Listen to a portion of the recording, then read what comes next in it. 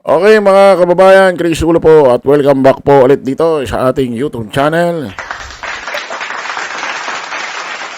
Okay mga kababayan, mga ka-analyze, nako, mga ilang araw ho tayo nag-rest day dito sa taong ito. Mga kababayan. Nakakamiss din pala pag hindi tinatapik itong taong ito, ano? Oh, parang habang tumatagal, parang napapamahal na ako dito, Okay, pakilala natin. Pang ilang beses, pang ilang content na ba natin dito sa taong ito? Pakilala natin mga kababayan, mga kanalays. Dating miyembro ho ng Dabar Cards. Dating miyembro, host ho ng kilala sikat ho na noong time show. Night Bulaga, walang iba. Pakilala natin. Mr. Andrew Iliana, palakpakan. Nako ito mga kababayan mukhang dahil ho sa ginawang pahayag ni Mr. Anjo Iliana sa Itbulaga na yung Itbulaga raw ay merong mga sindikato dyan, ay mukhang maghahabla ho itong pamunuan ng Itbulaga kay Mr. Anjo Iliana. Isipin mo paratangan, sabihin mo ba namang may sindikato sa loob? Grabe. Alam mo ba yung sindikato? Nalaman ho natin yan dito ho kay matagal na rin hong Dabar Cards ito, matagal na rin hong miyembro ho ng Itbulaga ito Itong si Ryan Agoncillo, mga kababayan. Basahin ho natin ito. Ibinaghagi ni Ryan Agoncillo ang nalalaman niya kaugnay sa naging pasabog ni Anjo Iliana at anya may aksyon gagawing ang management ng Itbulaga. Naku po. Ito sabi ni Ryan Agoncillo. Well, as far I know, the management is taking the necessary step. Further than that, I have no more comment. Ang mundo natin ngayon may karapatang aksyon. Nako po, mga kababayan. Karampatang aksyon. Basahin nga natin itong report na to, mga kababayan. Para maliwanagan ho tayo. Pero tingnan natin kung anong dahilan. Pero tingin ko mukhang yun ang dahilan Yung pinaratangan ho ni Mr. Anjo Iliana na itong Itbulaga ay meron daw siya sindikato sa loob. Baka yun ang dahilan. Ayun Itbulaga may aksyon kay Andrew Iliana. Walang maraming sinabi o sinagot si Ryan Agoncillo sa naging interview sa kanya ni MJ Marfore tungkol sa nangyaring issue between Andrew Iliana at Itbulaga. Wala siyang maraming sinabi pero maikling pahayag niya ay gets na kung ano ang nararamdaman niya sa ginagawa ni Andrew Iliana.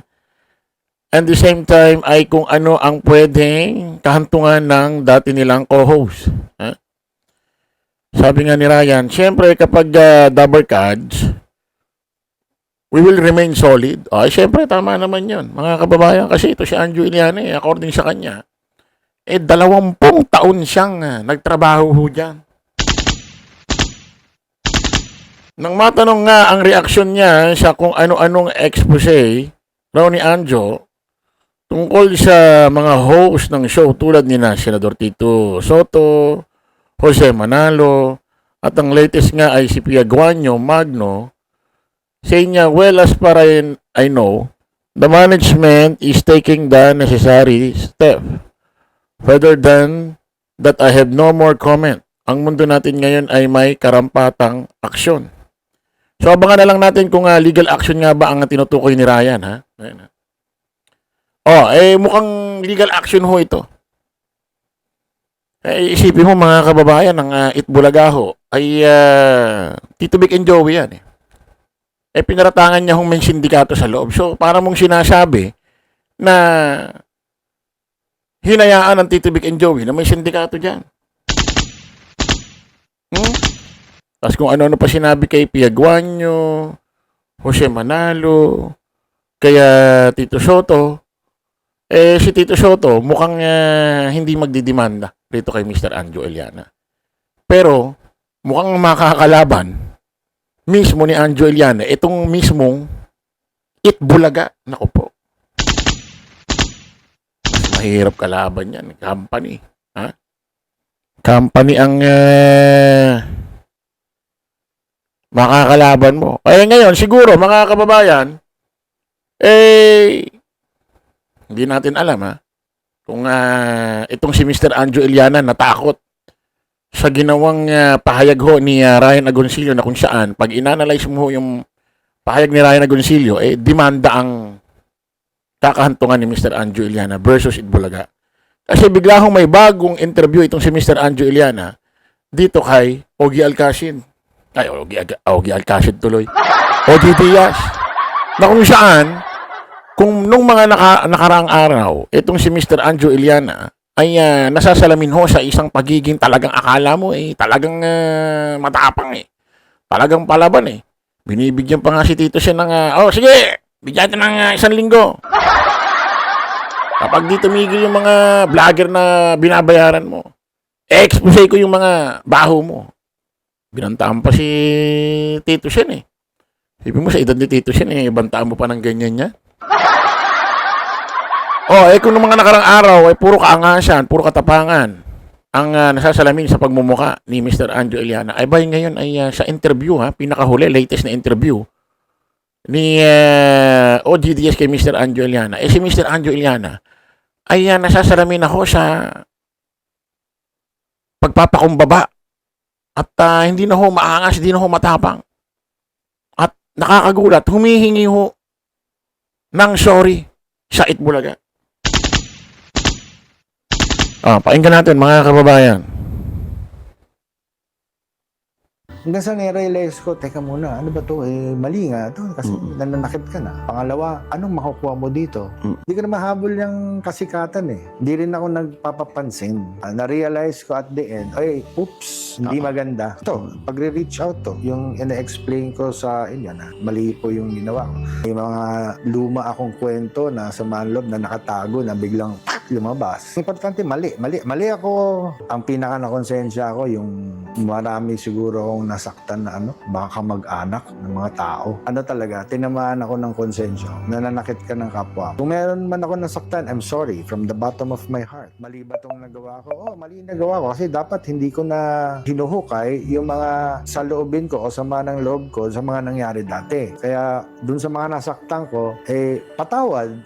Humingi ako ng sorry ngayon sa mga nasaktan ko. Pero hindi ko babawiin na yung kasi totoo lahat ng sinabi ko Kaya I'm sorry, especially dun sa mga dating kasamaan ko sa Itbulaga. Sorry na nasaktan ko kayo. Sorry kung may mga nasabi ako na dapat tinago ko na lang. Dapat nakalibing lang siya. Sa mga nasaktan ko, from the bottom of my heart, I'm sorry. Ayun ho mga kababayan, nakakagulat na si Mr. Anjo Iliana may bagong interview sa kanya, si Mr. OG Diaz na kung saan magbabakas ho sa kanya ang pagpapakumbaba. Tumingi siya ng sorry. Hindi ho natin alam kung bakit ho siya biglang nagkaganyan. Kung ang dahilan rason yung baka nabalitaan niya yung pahayag ho ni Ryan Agoncillo na kung saan yung Itbulaga may gagawing action sa kanya na baka demanda ho yan. Ang nakakatawa rito, sabi ni Anjo Iliana, humingi raw siya ng sorry pero hindi niya raw babawin yung kanyang mga sinabi dahil totoo naman daw yun.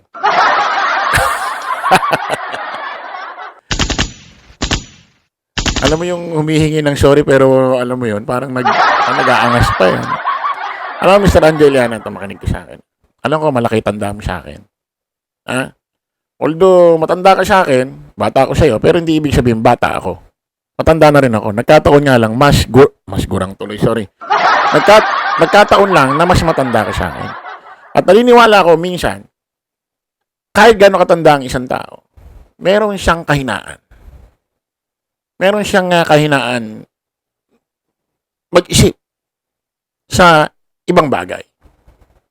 Especially, ngayon ka lang pumasok yata sa social media, sa usaping politics. Sa showbiz yan. Veterano ka dyan. Pero dito kasi, sa social media, katulad niyan, si Tito Sen, dumating yung point na iba yung prinsipyo nyo sa politics, iba yung kinakampihan nyo, magkaiba. Gusto mong kampihan, Duterte. Sabi mo si Tito Sen, sa Administrasyong Marcos. I-criticize mo lang siya doon sa ganun. Pero bakit hahaluan mo ng nalalaman mo sa personal niyang buhay? Bakit ganun? Kung i-criticize, gusto mo siya i-criticize sa ginagawa niya about politics, no problem. Malaya tayo eh. Malaya tayo dito sa Pilipinas na ganyan eh. Mag-criticize, mag-critics ng iba't ibang politiko. Pero hindi ko naman sinasabing totoo yung talagang pinaparatang mo kay Tito Sen, pero bakit ganun? I-criticize siya about politics, pero hahaluan mo ng mga personal na bagay. Kasi nga, 20 taon ka sa Itbulaga. Siyempre, para sa kumpanya yan fast food chain, pabrika, at ibang kumpanya. Habang tumatagal ka doon, meron ka talagang nalalamang negative, positive. Pero yung gagawin mong, yung mga nalalaman mo na yon, gagawin mong pambala-balang araw sa kanila. Dahil meron kang gusto na hindi ka na mapagbigyan. Aba, mali. Lahat naman ng tao may baho eh. Ikaw ba, wala kang baho? Tingin mo si Tito Sen, si Bossing Vic, mga binyanata mo dyan, walang alam na may baho sa'yo. Malamang may alam din yan sa'yo. Hindi nga lang sila katulad mo. Di ba? Natural yung sa isang magkakaibigan, tropa, grupo. Natural yung habang tumatagal yung friendship. May mga nalalaman kayong sikreto sa isa't isa. Bakit? Kasi nagiging magkaibigan kayo eh. Pero kung gagawin mong bala yon, balang araw sa kanya, ang pangit ng ugali mo. Naintindihan mo na. Dapat nga, alam mo na yan, ang tanda mo na. Ilang taon ka na siya? Pa-senior ka na ba? So, mali. So, sana, patawarin ka na lang ng Itbulaga. Kasi baka may problema ka, personal, at medyo nawawala ka sa control dahil nai-stress ka, nadidepress ka kung may mga nangyayaring problema sa buhay mo, kung feeling down ka. Baka, alam mo yon, medyo nawawala ka sa control. No? So, sana patawarin ka na lang nila. Okay mga kababayan, kita-kita ulit tayo sa panibagong vlog. Bye-bye po.